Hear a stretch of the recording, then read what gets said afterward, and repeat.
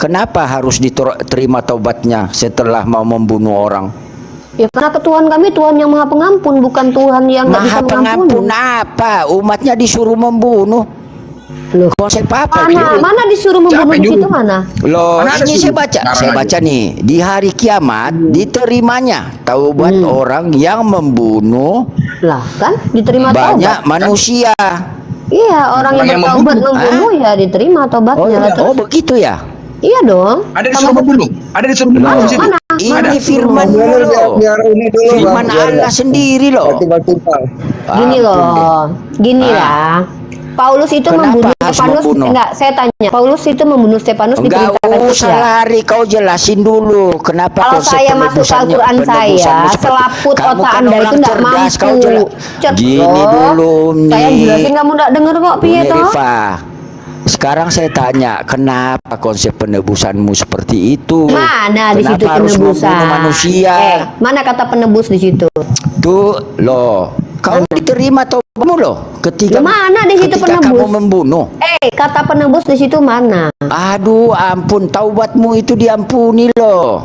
Lah memang Tuhan kami Maha Penerima taubat kok. Memang Tuhan kami bukan Tuhan yang gabrul yang nggak mampu Apakah itu benar? Mana di situ?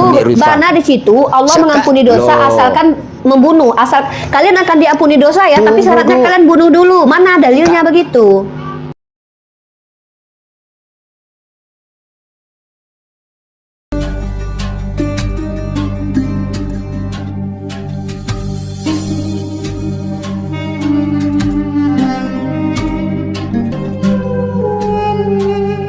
Saya mau masih seru aja dengerin si Meme. Silakan. Iya. Lanjut. Jadi begini blunder ya. Di dalam Al-Qur'an itu mengkonfirmasikan bahwasan Isa itu tidak disalibkan, tetapi yang disalibkan itu adalah orang yang diserupakan. Nah sekarang kira-kira sejarawan mana yang mencatat bahwasan Yesus itu tidak jadi disalib, tetapi yang disalibkan itu adalah orang yang diserupakan dan yang digantikan? Kira-kira sejarawan mana yang mendukung tentang narasi teologis yang ada di dalam Al-Quran? Tidak ada. Saya sudah katakan dari tadi bro, kamu mau mutar-mutar kemanapun, kamu tidak akan sanggup melawan narasi historis. Alkitab, khususnya Perjanjian Baru itu mencatat tentang penyaliban Yesus itu, dia tidak pernah berlawanan dengan narasi historis. Kalau Alkitab itu berlawanan dengan narasi historis, gugur. Karena narasi teologis itu tidak akan mungkin mengalahkan narasi historis. Al-Quran itu narasi teologis, bukan narasi historis. Bagaimana mungkin narasi historis yang terkonfirmasi di dalam Al-Quran itu bisa menumbangkan narasi sejarah? Coba bro, pakailah akal kita bro. Tidak akan mungkin. Saya sudah mengutip berapa ayat tadi. Saya menjelaskan ketika peristiwa Musa berkaitan tentang Gunung Tur hancur tadi. Kita komparasikan dengan penyelidikan para arkeologi, kira-kira ada atau tidak? Tidak ada. Satu orang pun arkeologi itu tidak pernah menjelaskan bahwa Gunung Sinai itu ataupun Tur itu pernah hancur. Tidak ada. Coba aku tanya, Yesus disalib dulu apa ditombak dulu?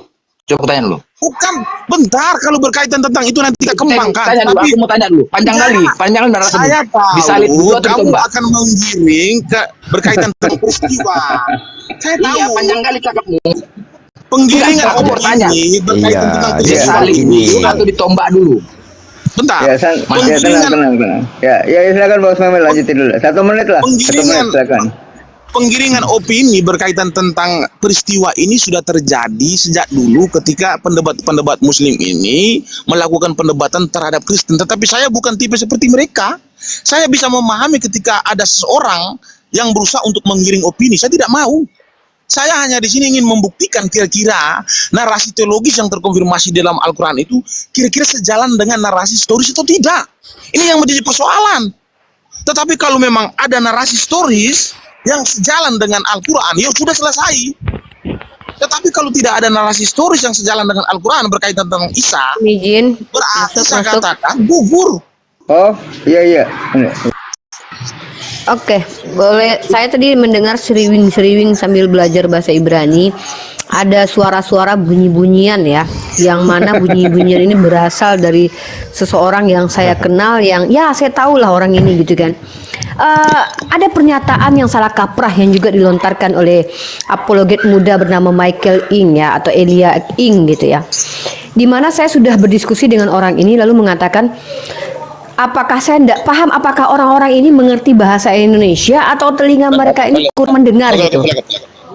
Apa poin dari umat Islam itu tidak pernah ya, umat Islam itu tidak pernah membantah tragedi kematian yang mengerikan. Itu dulu dipahami dulu. Tidak ada narasi Al-Quran itu membantah tragedi kematian yang mengerikan yang dilakukan oleh orang-orang yang berniat jahat, itu tidak dibantah. Perlu teman-teman Kristen ketahui, kalau sejarah penyalipan kejahatan itu terjadi, itu tidak dibantah. Dengar kata saya sekali lagi, kejadian mengerikan, keji dan sangat menakutkan, dan kejadian yang sangat amoral itu tidak dibantah.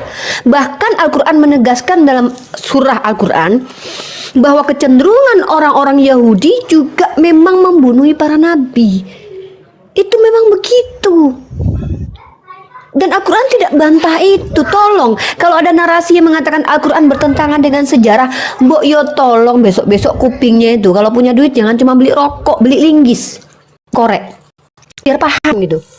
Yang dibantah Al-Quran adalah orang yang dituduh dimatikan itu, yaitu nabi utusan Tuhan yang disayang Tuhan, yang selalu berbuat baik tapi jadi tumbal. Makanya wa maqataluhu sabuhu, tapi diserupakan. Artinya tidak ada bantahan terkait tentang tragedi itu, tapi yang dibantah, yang dituduh mati ini, meninggoy ini bukan si bin Maryam, bin Maryam itu, bukan itu. Ibnu Maryam maksud saya, bukan Ibnu Maryam.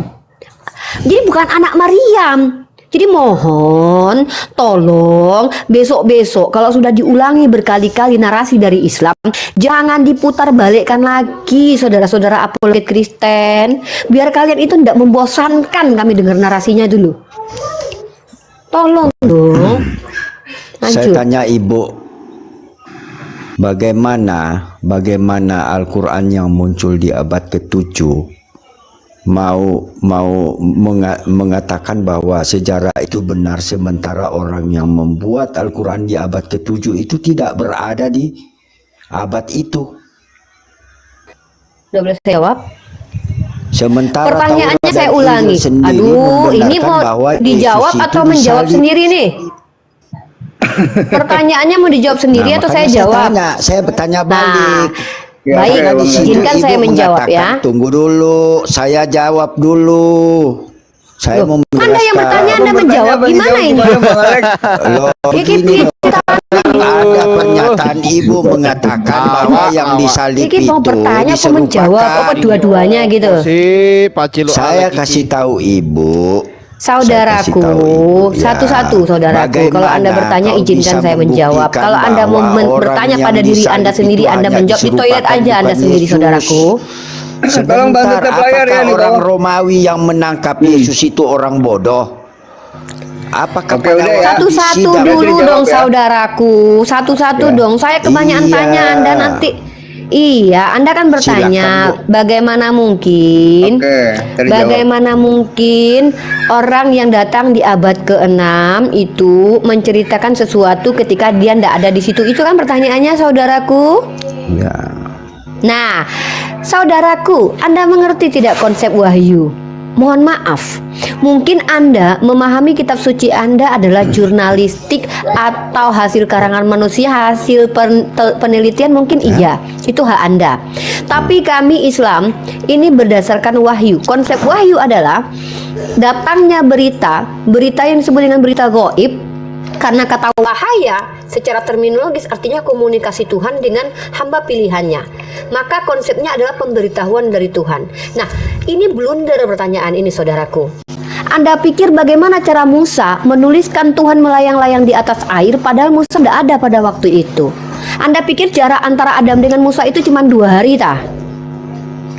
Nah, Musa itu hadir setelah ribuan tahun setelah Adam. Tapi Musa mampu menceritakan ketika Tuhan menciptakan bumi, langit, dan terang, dan juga menciptakan Adam. Lah itu Musa ngintip dari mana, saudaraku? Apakah Musa pernah menggunakan kantong Doraemon pintu kemana saja, lalu datang melihat Tuhan menciptakan Adam, lalu menceritakan kembali, saudaraku? Kan berarti nggak percaya dengan wahyu ya? Ketika ketika Allah memakai orang itu, anda nggak percaya? Anda menyimpulkan, tidak begitu. percaya. Apaan ini? Nggak usah percaya Al-Quranmu kalau ngomong seperti itu. Lah apa ini, saudaraku? Ya apa bedanya? Saudaraku, apa saudaraku? Ketika kamu pikir itu pikiran manusia. Pak Cilo. Apa ini, saudaraku? Anda tunggu dulu. Ayo. Enggak, kita luruskan sedikit saudaraku yang rajin menabung, rajin gosok gigi. Pertama, Anda akan bertanya kepada saya. Bicara ya, Anda rajin gosok gigi kan? Jangan ngawur. Lah, iki gimana tuh? Anda akan bertanya pada saya. Bagaimana mungkin di abad ke-6 muncul orang yang memberikan informasi tentang sesuatu yang dia tidak berada pada waktu itu? Loh, kenapa saudaraku bingung? Musa kan juga begitu. Musa hadir di abad ke-1000-an sekian tahun setelah adanya penciptaan langit bumi. Itu Musa gimana bisa tahu, ayo? Itu namanya wahyu, saudaraku. Yang namanya Nabi dan Rasul itu menerima wahyu. Wahyu itu hanya ada tulisannya di dalam Al-Quran. Walaupun kalian kutip menjadi kitab wahyu, ya, padahal itu bahasa Yunani loh, ya. Nah, sementara wahyu itu artinya adalah komunikasi Tuhan dengan manusia, dan itu terjadi dalam ranah agama Semitik, tradisi agama Semitik, di mana Tuhan berkomunikasi, memberikan firman-Nya kepada malaikat. Banyak dalilnya, di mana dikatakan bahwa malaikat berfirman, datanglah malaikat ketemu Hagar. Waktu itu Tuhan berfirman melalui firman-Nya kepada malaikat. Hagar didatangi sama malaikat Tuhan. Lah, kok gitu Anda percaya ketika Nabi Muhammad didatangi malaikat membawa firman Tuhan? Anda kok mendiskreditkan tanpa menyelidiki? Ini gimana coba? Ayolah, pintarlah sikit, Pak. Bentar, Bang Alek, biar Bos Meme dulu lagi jawab. Nanti gantian Bang Alek. Ya, Bos Meme silakan. Tadi dia ini. Oke, saya akan jawab ya. Jadi begini, Rifa ya. Kamu mengatakan tadi bahwasan Al-Quran itu sebenarnya. Oke, saya lanjutkan ya. Bentar, Bang Alek. Bentar, ini temannya lagi ngomong. Lanjut, Bang. Oke, jadi saya lanjutkan dulu ya. Saya tadi mengutip salah satu paparan dari Rifa. Beliau mengatakan begini, Al-Quran tidak pernah membantah tentang penyalipan Yesus Kristus, tetapi Al-Quran membantah tentang tentang sosok yang disalib. Ini yang dimaksud oleh Rifa. Lalu informasi ini beliau dapatkan dari mana? Ternyata di dalam Al-Quran itu menginformasikan bahwasan sebenarnya Isa itu tidak disalibkan, tetapi melainkan yang disalibkan itu yang diserupakan. Nah, sekarang kita tanya. Ketika kalau tanya itu satu-satu lah. Kalian, saya ini lagi nggak wawancara kerja loh. Kalau kalian bertanya itu, tanya satu, saya jawab. Ini kayak wawancara kerja loh. Kerjamu loh.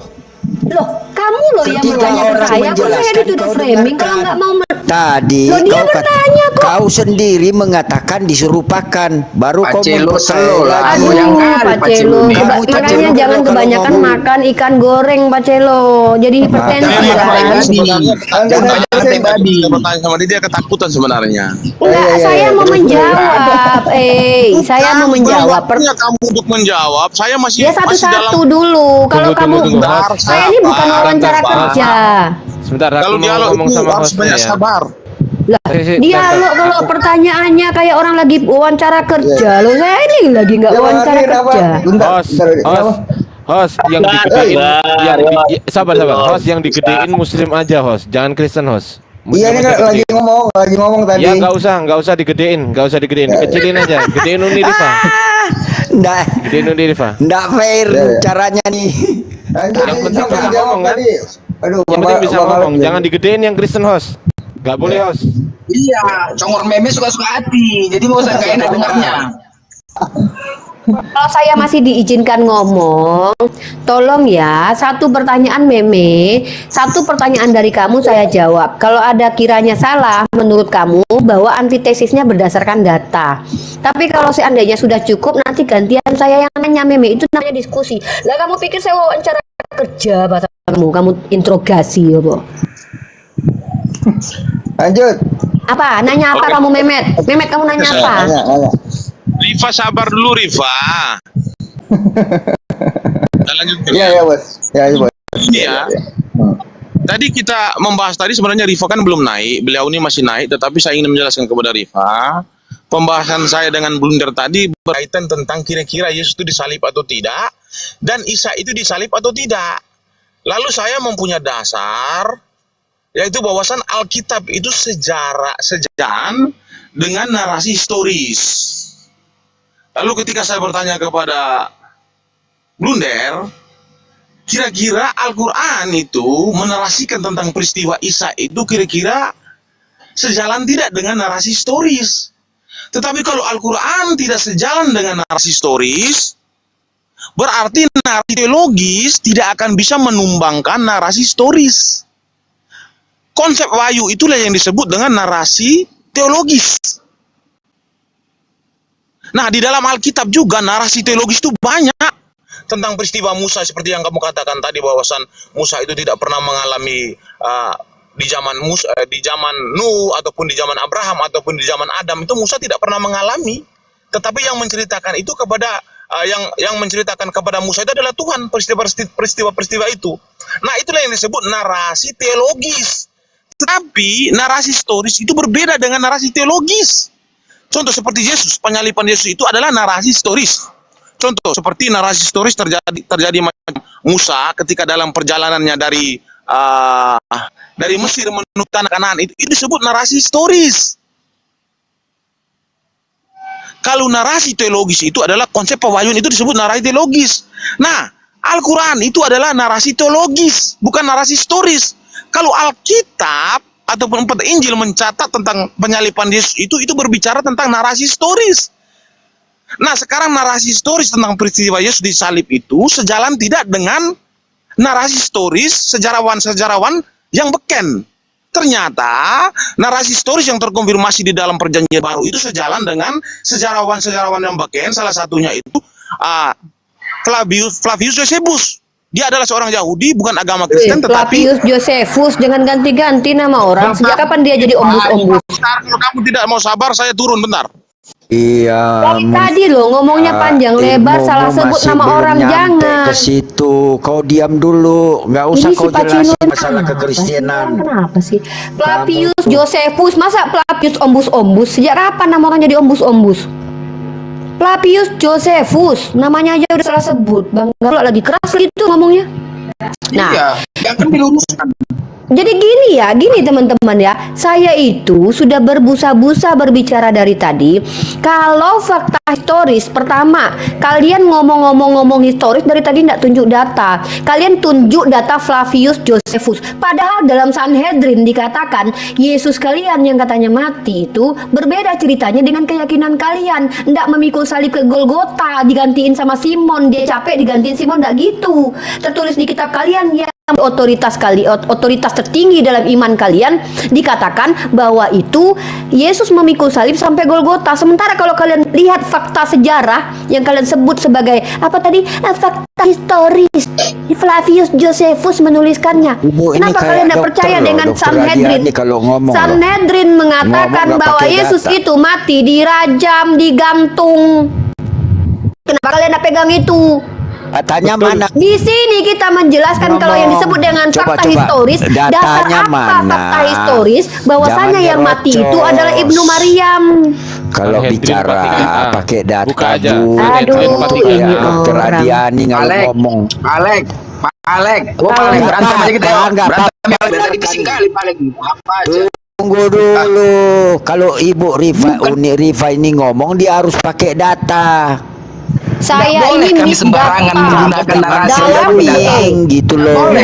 Gini loh, ndak perlu Anda itu baru muncul di sini terus Uniripa bawa data. Orang tahu kalau saya ini adalah miss data, paham? Nah, jadi kalau kita bahas fakta historis, orang hebat aja kau memang hebat kok. Emang hebat, bagaimana? Kamu Salahkah diriku kalau aku terlalu hebat dibandingkan kalian? Sekarang saya tanya Uni, Jangan tantrum kau hebat lah. enggak? Kau boleh nggak? Kalau saya Lah, tanya kau, ini buktinya sesuai saya dengan lebih kitabmu hebat sendiri loh. daripada Kamu bisa Tuhan nggak Anda. jelasin ketika saya Saya tanya bisa Al-Quranmu? memberikan hukum kepada anak Sekarang saya yang gini, mampu nggak anak usah saya ngomong lakukan. banyak. Sementara, Saya membuktikan. makanya kalau Tuhan Saya Anda sendiri membuktikan ketika apakah memberi Uni hukum ini tidak hebat. mampu orang-orang berikan. Kalau Mampu saya nggak kasih hukum menjawab kepada anak Al-Qurannya- saya, anak Al-Qurannya murid sendiri, saya gitu loh. adalah hukum yang mampu Kalau mereka memang lakukan. kau hebat, Lebih hebat orang saya. punya ilmu, kamu harus mampu jelaskan ini kalau ketika saya tanya, mau nggak? Apa sih ini? Anda Iyalah. ngomong apa? Tunggu dulu, saya tanya kamu. Sekarang kau jelasin ya, saya tanya kamu masalah Al-Quranmu. Kau nggak usah bahas Alkitab. Ketika kami jelaskan, kamu nggak terima. Sejak kapan Itu kamu percuma. menjelaskan dan Sekarang saya mau tidak tanya terima kamu. coba? Sekarang saya tanya kamu. Emang kamu Ya. dari tadi pernah ngejelasin, dari tadi kamu bertanya terus kok? Tunggu dulu, sebentar. Saya nggak lari Kau kemana-mana, jelaskan tunggu dulu nih. apa? Kamu emang saya konsep pergi, penebusanmu, menurut kamu itu bagaimana? Apa ini penebusan-penebusan? Tuhan kami itu tidak butuh penebusan darah. dosamu. Kau tahu nggak konsep penebusan dosamu? Aduh, makanya jangan keseringan minum darah gitu loh. Tunggu dulu nih Rifa, kalau saya kasih kau ayat. Dulu. Di Ini Al-Quran mau tak surah jawab, Al-Maidah ini piet, ayat ah. 46. Kenapa konsep penebusan dosamu itu harus membunuh orang Nasrani dengan Yahudi? Kau jelaskan dulu. Mana baca mana ayatnya, mana ayatnya? Mana ayatnya? Mana bang ayatnya Jangan ayat fitnah berapa kau. Baca, baca. Fitnah kau. Baca. Ayo, baca. Oke. Jangan ngarang. Al-Quran surat Al-Maidah ayat 46. Dan kami baca. teruskan jejak baca mereka ayatnya. dengan Keplak mengutus tunggon. sisa Nggak usah kasar, nggak usah. membenarkan Biarin. kitab Apa yang ya? sorry sebentar. Salah kau kan Pak? Salah kan? Tunggu, sebentar. Ini kan untuk membuktikan bahwa Makanya. Tunggu dulu. Konsep penebusanmu. Udah salah kamu pula membunuh lagi orang ngomongnya. kafir? Udah salah buat pula lagi. Aduh. Tenang. Udah salah ngomongnya pas pula lagi Pak. Malu kan Pak? Makanya Kurang-kurangin makan Pak. babi, Pak. Kurang-kurangin makan babi. Jadi kayak gini. Tahap Jangan. makan babi Coba, aja. nggak gini sedikit ya, mumpung dia cari dalil ya. Pertama ya, Ya, kita saya itu kasih dalil nanti. sebelum kita itu diskusi, data dulu baru penjelasan. Jangan penjelasan dulu, data Sebentar, kemudian. tunggu dulu. Malu. Oke, saya sudah dapat. Ini enggak penjelasan dulu, datanya besok Hadis baru muncul. Muslim. Lah, katanya dulu, Al-Quran, di hadis gitu Muslim ya, kok jadi nomor hadis? 4971. Tadi bukan, sekarang hadis muslim. Kan Sebentar, suka-suka sebentar. hati aduh. Di sini kan saya pegang datanya loh. Berantem, yuk. Nggak usah banyak bicara, kau jawab dulu ini, jelaskan dulu di hadis Muslim nomor 4971. Tadi Quran, sekarang di hadis hari Muslim. kiamat. Nggak apa-apa, biar. Di hari kiamat diterimanya taubat orang yang membunuh banyak manusia, yaitu Yahudi dan Nasrani. Nah, coba jelaskan ini, kenapa harus diterima taubatnya setelah mau membunuh orang? Ya karena Tuhan kami Tuhan yang Maha Pengampun, bukan Tuhan yang nggak bisa Maha pengampun mengampuni. apa? Umatnya disuruh membunuh. Loh, Konsep apa itu? mana disuruh membunuh di situ mana? Loh, Mana ada ini sih? saya baca nih, di hari kiamat diterimanya taubat orang yang membunuh Lah kan diterima banyak taubat. manusia. Iya, orang yang Orang yang bertaubat membunuh. membunuh ya diterima taubatnya. Lah, terus- Begitu ya. Iya dong. Ada disuruh membunuh. Ada disuruh membunuh di situ. Mana? Ini firman biar ini dulu firman Allah sendiri loh. timbal-timbal. Gini Ampun loh. deh. Gini lah. Paulus itu Kenapa membunuh harus Stefanus. membunuh? Enggak, saya tanya. Paulus itu membunuh Stefanus Enggak diperintahkan usah Kristus. lari, kau jelasin dulu kenapa Kalau konsep saya masuk ke Al-Quran penebusanmu saya, seperti- selaput Kamu otak kan Anda orang itu enggak cerdas, kau mampu.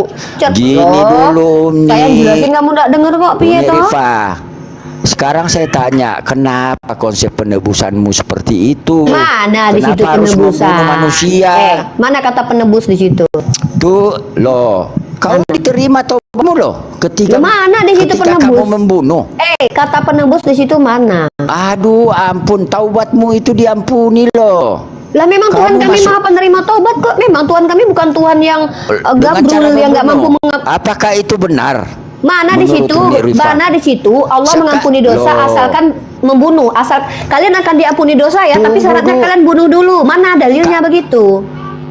Ini saya bacakan di kiamat. Ya, kiamat. Artinya pada saat kiamat Ya. kau diterima taubatmu ketika kau membunuh. Jangan memframing, bacakan pakai bahasa Tunggu, Indonesia. di hari Bacakan. kiamat diterimanya taubat orang yang membunuh banyak Betul. manusia.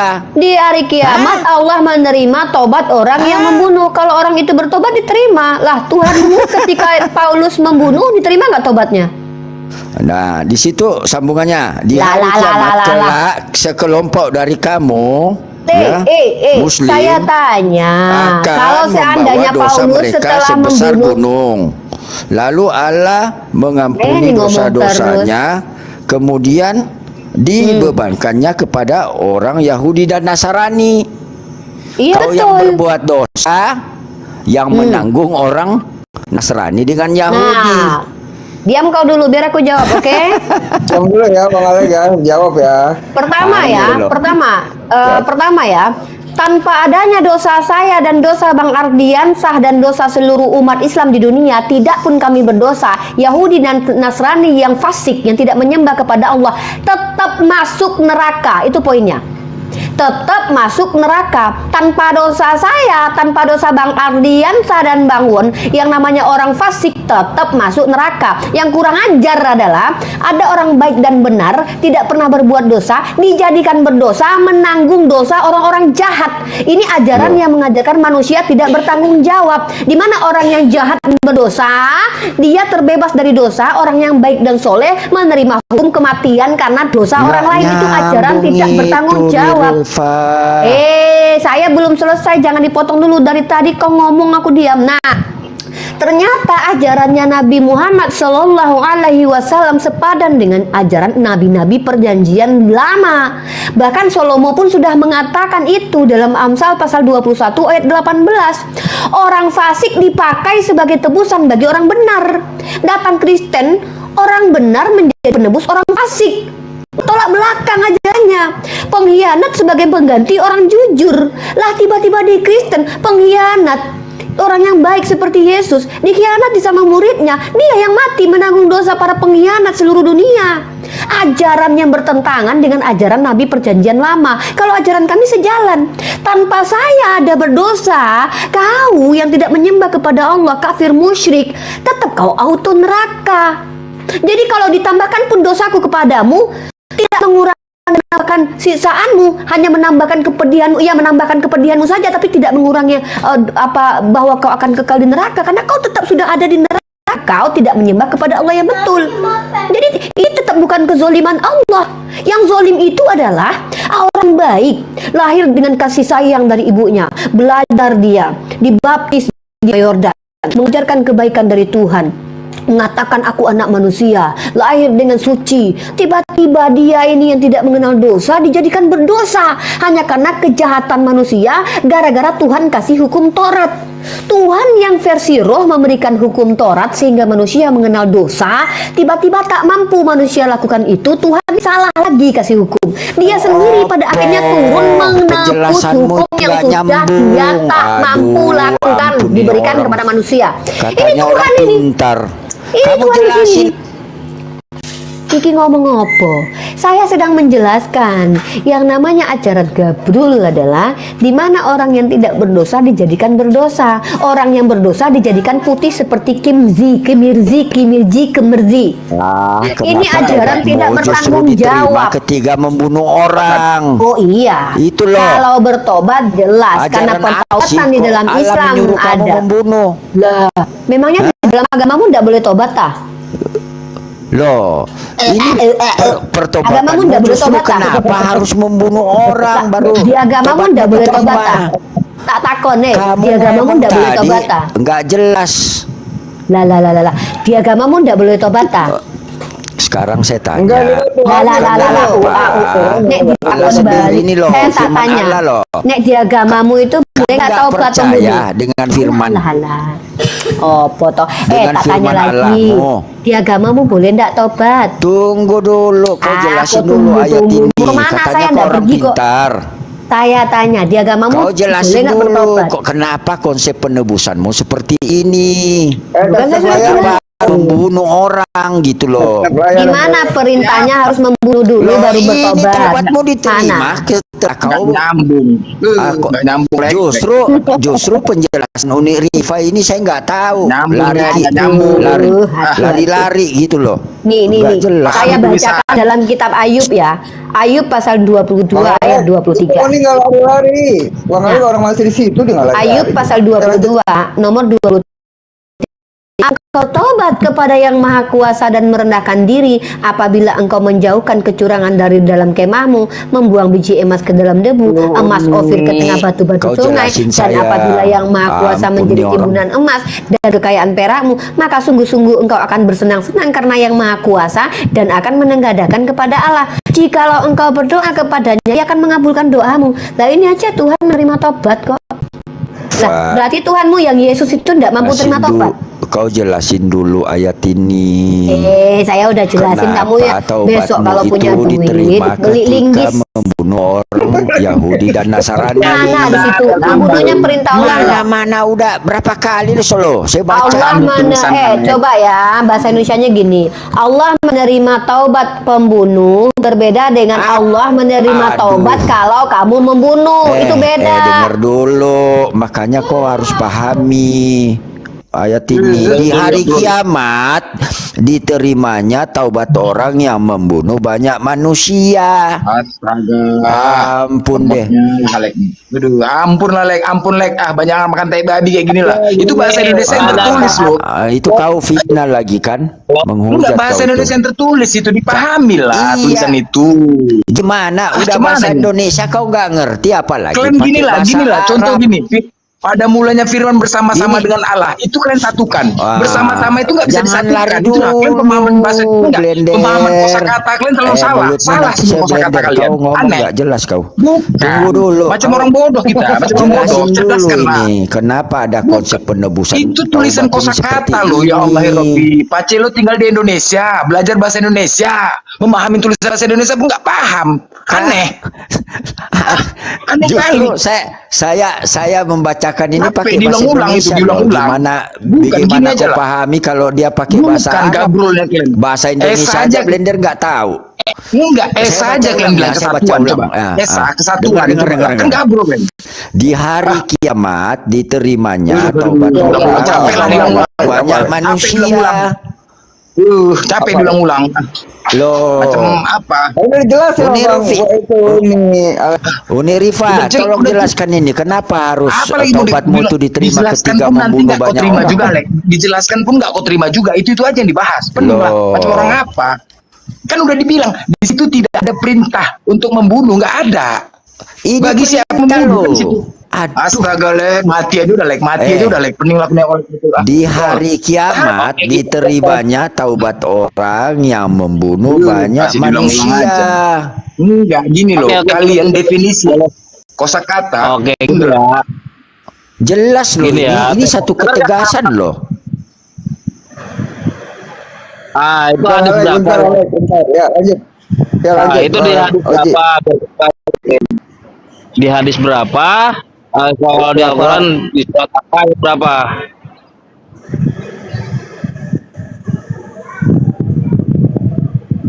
Bang Alek, dibuka mute-nya di hadis berapa lagi tadi? Alek, Pada di hadis berapa? Hadis apa? 71. Nomor berapa? Ah? Hadis Muslim nomor 4971. 971. Oke. Ya. Gak apa-apa. Jadi hadis Muslim ya. Ya. Bang Ardi. Masuk ya. Nah, jadi gini. Teman-teman, terkadang kita memang harus bersabar. Kenapa? Bahkan bahasa Indonesia pun mampu menyesatkan seseorang. Ya, narasi bahasa Indonesia saja antara kamu akan diterima taubat kalau membunuh dengan telah diterima taubatmu dari dosa membunuh saja orang tuh nggak ngerti. Nah, jadi memang kita pertama sekali buat debater muslim adalah pertama tolong teman-teman debater muslim itu ajarkan teman-teman kita debater Kristen ini bahasa Indonesia dulu. Contoh, apa bedanya Tuhan dengan manusia? Itu dulu. Apa bedanya Tunggu iwak dulu, peye kau dengan jangan lari dulu. pecel lele? Lari mana saya duduk dari tadi? Rifa katanya Nah, kau hebat ini. kemudian kita harus sabar untuk menjelaskan kaidah bahasa Indonesia antara siang dan malam itu harus mereka tahu dulu. Kalau mereka sendiri tidak mengerti apa Tuhan, apa manusia, contoh nih, Tuhan itu bagaimana? Tuhan itu yang maha besar, maha kuasa. Lalu tiba-tiba Tuhan bisa tidak mati? Ya bisa, maha kuasa tidak itu? Ya pokoknya Tuhan ya manusia. Manusia nggak Tuhan? Ya bukan. Mati di tiang salib manusia bukan? Ya kemanusiaan. Tapi itu Tuhan bukan? Ya Tuhan. Tapi yang mati Tuhan bukan. Nah artinya begini. Memang sulit teman-teman. Ketika dogma telah mendarah daging dan itu menutupi selaput otak, maka apapun bahasa yang digunakan mereka tidak akan mengerti. Sungguh pun bahasa Indonesia yang sangat mudah dipahami. Ya, antara diterimanya taubat orang yang berdosa, yang dosanya adalah membunuh, dengan kau akan diterima dosamu kalau kau membunuh dulu. Itu aja udah beda loh. Tapi itu mereka tidak pahami. Kasihan memang. Solusinya nih, solusinya apa Uni? Solusinya untuk menghadapi mereka. Kalau mereka nggak paham. Ya dibawa santuy aja. Kan saya bilang jangan downgrade. Ketika kita bertemu dengan orang-orang tersesat, itu kita boleh memberi ilmu kepada mereka. Tapi kalau kita lihat memang mereka ini kan dalam Al-Quran begini, penyuruh kepada kaum kafir adalah seperti gembala yang menyeru kepada hewan ternak.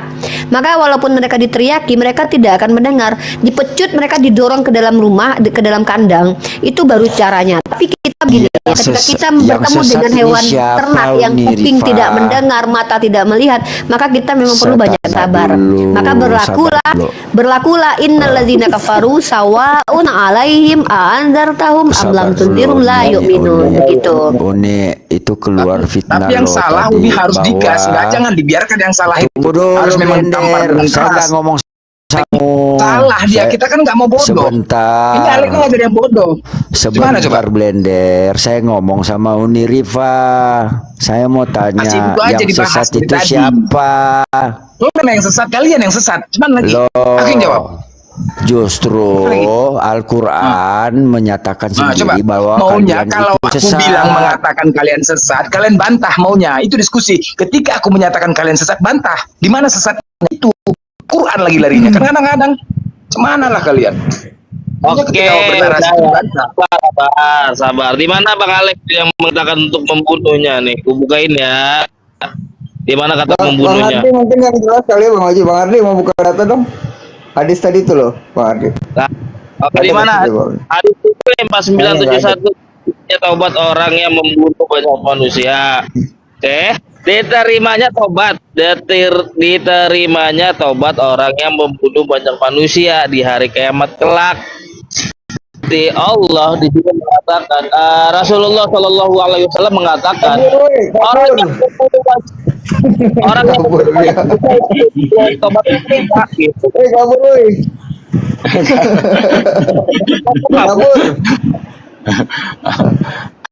Alek rindu sama aku dia. Alek rindu sama aku, dia mau berantem. Alek kalau nggak berantem sama aku nggak puas dia.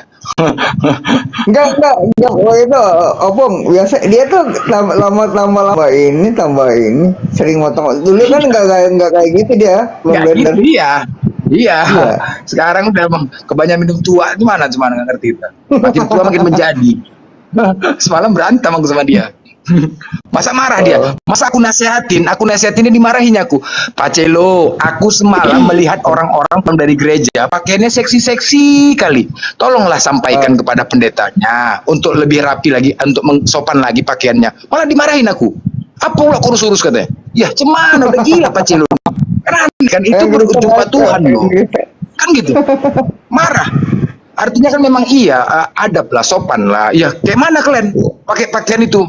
Muslim jumpa kau nggak ada otak, kau itu oknum. Gue bilang ini Kristen seluruh Indonesia semuanya kayak gitu pakaiannya. Gue bilang tolong disampaikan kepada pendetanya habis khotbah tolong minggu depan untuk menggunakan pakaian yang lebih sopan karena kita di sini berdoa dan menghadap Tuhan, kan begitu.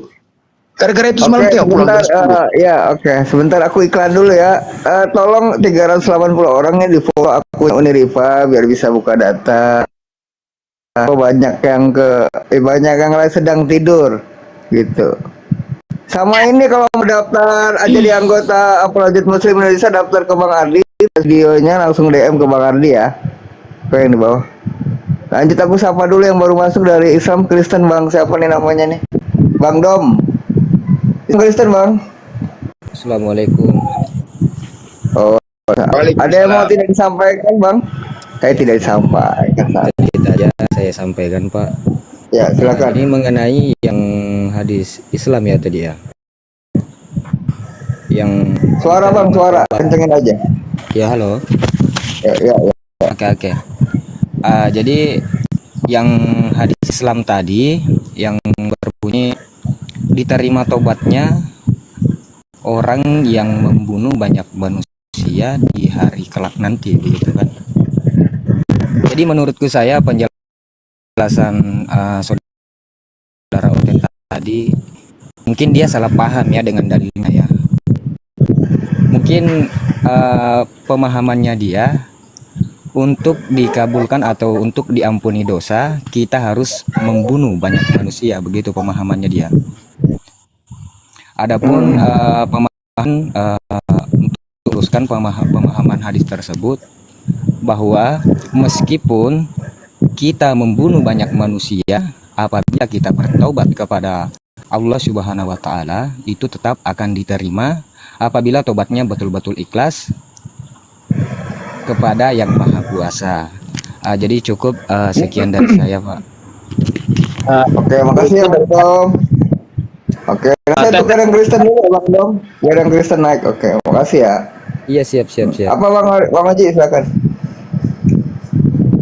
Ya tadi kan saya jelasin seperti itu. Iya, udah jelasin.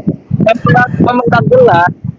Tuh, kalau kita nggak mampu untuk menjelaskan. Saya mau izin turun Bang Wan, tapi saya mau closing statement dulu.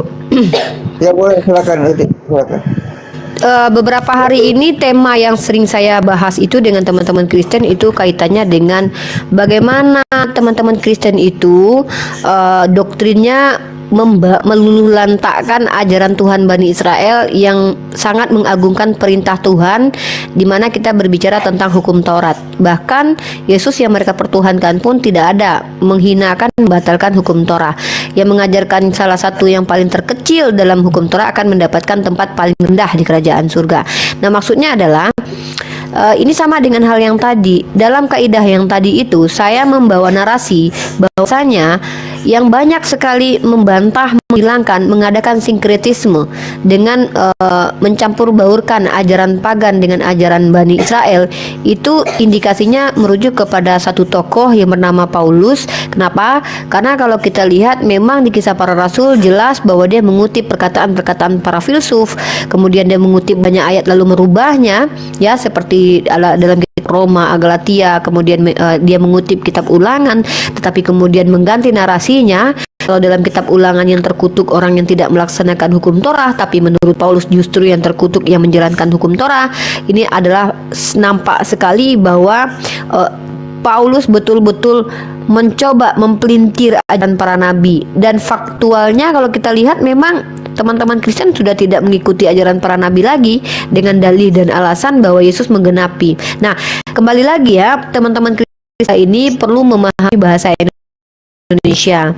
Apakah menggenapi itu sama dengan meniadakan atau membatalkan? Dari dulu kita selalu bertanya begitu. Dan ya itulah ya, saya itu tergantung siapa yang saya hadapi. Tetapi kembali lagi, saya ini menjelang tanggal di mana nanti saya sudah sibuk dengan kuliah. Saya memang dari dulu tuh mencoba menghindari debat kusir, tapi apalah daya, delman terlalu banyak kuda yang datang, tapi kita tidak debat kusir. Kadang jadi kusir lagi saya. Jadi kusir lagi, padahal kita selalu menghindari. Hanya saja teman-teman begini, kalau kita sudah tahu itu penghujat, maka saya sendiri ya kalau penghujat maka saya coba hindarilah. Karena itu merugikan psikis saya, juga merugikan kita semua gitu. Karena yang ada hanya penghujatan. Kalau bapak-bapak ngeyel seperti tadi itu, ya kita kasih tahu aja, kasih tahu biar netizen yang menilai. Saya rasa seperti itu sih. Ya mohon maaf kalau beberapa hari ini saya agak sedikit keras ya. Kenapa? Karena memang kondisi saya juga lagi dalam keadaan memang lagi nggak sholat ya. Jadi memang emosi meledak-ledak gitu. Ya saya mau pergi ke Alfamart sama anak-anak dulu, mau jajan dulu, mau keluar sebentar. Mohon maaf kalau ya izin Bang Wan, kalau ada kata-kata salah saya minta maaf ya. Nggak ada.